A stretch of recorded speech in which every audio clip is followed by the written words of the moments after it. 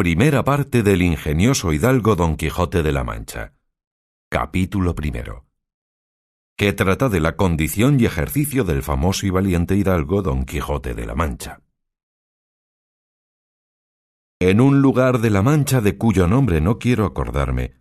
no ha mucho tiempo que vivía un hidalgo de los de lanza en astillero, adarga antigua, rocín flaco y galgo corredor. Una olla de algo más vaca que carnero, salpicón las más noches, duelos y quebrantos los sábados, lentejas los viernes, algún palomino de añadidura los domingos, consumían las 3 partes de su hacienda. El resto de ella concluían sayo de velarte, calzas de velludo para las fiestas, con sus pantuflos de lo mismo, y los días de entresemana se honraba con su vellorí de lo más fino. Tenía en su casa una ama que pasaba de los 40, y una sobrina que no llegaba a los 20, y un mozo de campo y plaza que así ensillaba el rocín como tomaba la podadera. Frisaba la edad de nuestro hidalgo con los 50 años. Era de complexión recia, seco de carnes, enjuto de rostro, gran madrugador y amigo de la caza. Quieren decir que tenía el sobrenombre de Quijada o Quesada, que en esto hay alguna diferencia en los autores que de este caso escriben, aunque por conjeturas verisímiles se deja entender que se llamaba Quijana. Pero esto importa poco a nuestro cuento. Basta que en la narración de él no se salga un punto de la verdad. Es pues de saber que este sobredicho hidalgo, los ratos que estaba ocioso, que eran los más del año, se daba a leer libros de caballerías con tanta afición y gusto que olvidó casi de todo punto el ejercicio de la caza y aun la administración de su hacienda. Y llegó a tanto su curiosidad y desatino en esto que vendió muchas fanegas de tierra de sembradura para comprar libros de caballerías en que leer, y así llevó a su casa todos cuantos pudo haber de ellos, y de todos ningunos le parecían tan bien como los que compuso el famoso Feliciano de Silva, porque la claridad de su prosa y aquellas intricadas razones suyas le parecían de perlas, y más cuando llegaba a leer aquellos requiebros y cartas de desafíos, donde en muchas partes hallaba escrito: «La razón de la sinrazón que a mi razón se hace, de tal manera mi razón enflaquece, que con razón me quejo de vuestra fermosura». Y también cuando leía: «Los altos cielos que de vuestra divinidad divinamente con las estrellas os fortifican y os hacen merecedora del merecimiento que merece la vuestra grandeza». Con estas razones perdía el pobre caballero el juicio y desvelábase por entenderlas y desentrañarles el sentido, que no se lo sacara ni las entendiera el mismo Aristóteles y resucitara para solo ello. No estaba muy bien con las heridas que don Belianís daba y recibía, porque se imaginaba que por grandes maestros que le hubiesen curado, no dejaría de tener el rostro y todo el cuerpo lleno de cicatrices y señales. Pero con todo ello, alababa en su autor aquel acabar su libro con la promesa de aquella inacabable aventura, y muchas veces le vino deseo de tomar la pluma y dalle fin al pie de la letra, como allí se promete, y sin duda alguna lo hiciera, y aun saliera con ello si otros mayores y continuos pensamientos no se lo estorbaran. Tuvo muchas veces competencia con el cura de su lugar, que era hombre docto, graduado en Cigüenza, sobre cuál había sido mejor caballero, Palmerín de Ingalaterra o Amadís de Gaula. Mas maese Nicolás, barbero del mismo pueblo, decía que ninguno llegaba al caballero del Febo, y que si alguno se le podía comparar, era don Galaor, hermano de Amadís de Gaula, porque tenía muy acomodada condición para todo, que no era caballero melindroso ni tan llorón como su hermano, y que en lo de la valentía no le iba a la zaga. En resolución, él se enfrascó tanto en su lectura que se le pasaban las noches leyendo de claro en claro y los días de turbio en turbio, y así, del poco dormir y del mucho leer,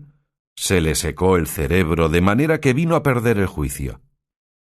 Llenósele la fantasía de todo aquello que leía en los libros, y así de encantamientos como dependencias, batallas, desafíos, heridas, requiebros, amores, tormentas y disparates imposibles. Y asentósele de tal modo en la imaginación que era verdad toda aquella máquina de aquellas soñadas invenciones que leía, que para él no había otra historia más cierta en el mundo. Decía él que el Cid Ruy Díaz había sido muy buen caballero, pero que no tenía que ver con el caballero de la ardiente espada, que de solo un revés había partido por medio dos fieros y descomunales gigantes. Mejor estaba con Bernardo del Carpio, porque en Roncesvalles había muerto a Roldán el Encantado, valiéndose de la industria de Hércules, cuando ahogó a Anteo, el hijo de la tierra, entre los brazos. Decía mucho bien del gigante Morgante, porque con ser de aquella generación gigántea que todos son soberbios y descomedidos, él solo era afable y bien criado. Pero sobre todos,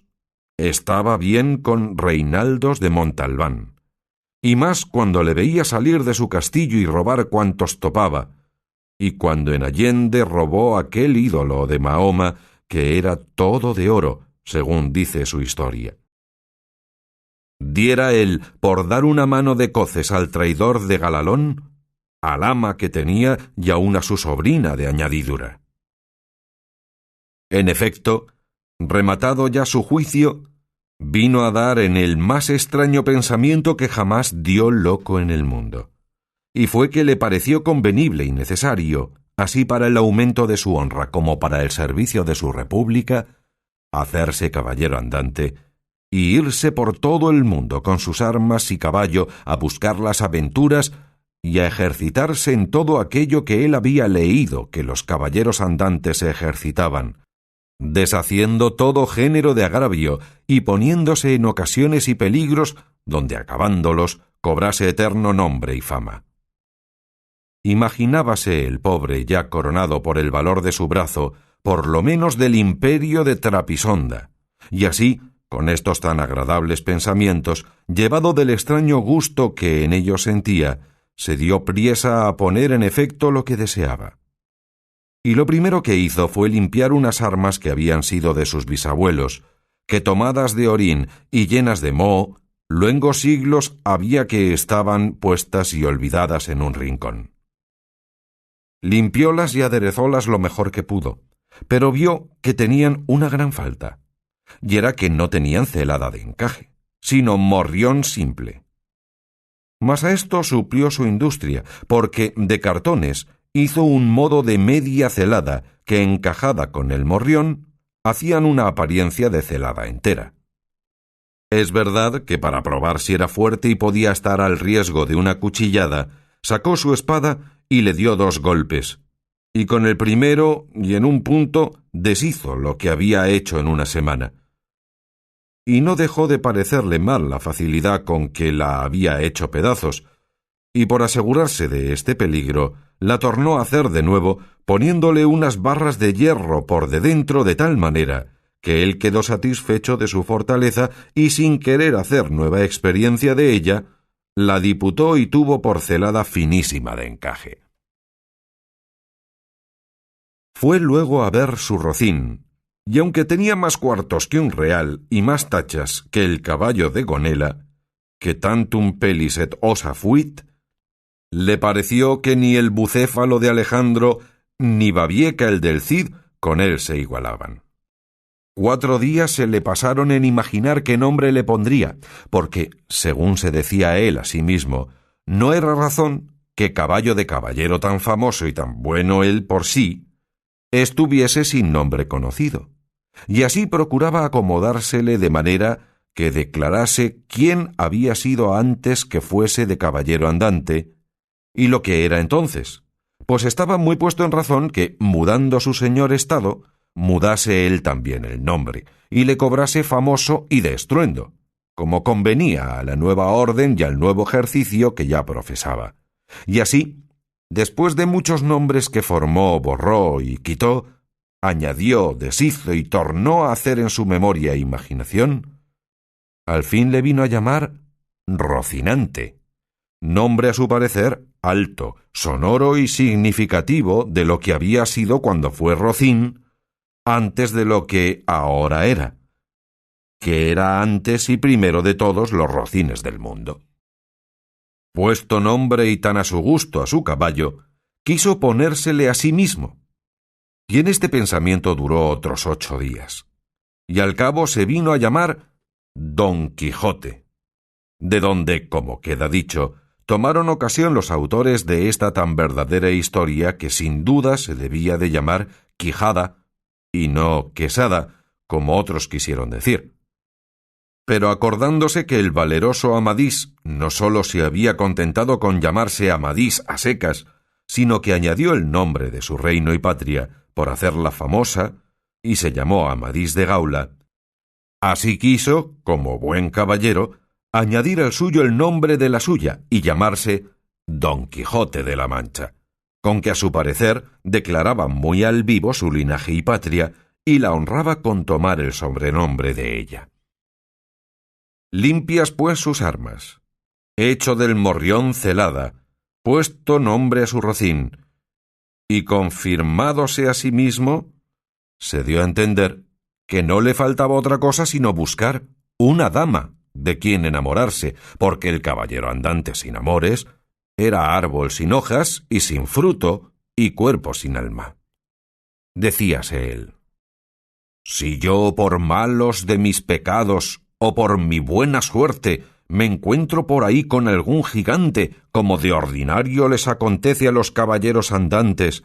y le derribo de un encuentro, o le parto por mitad del cuerpo, o finalmente le venzo y le rindo,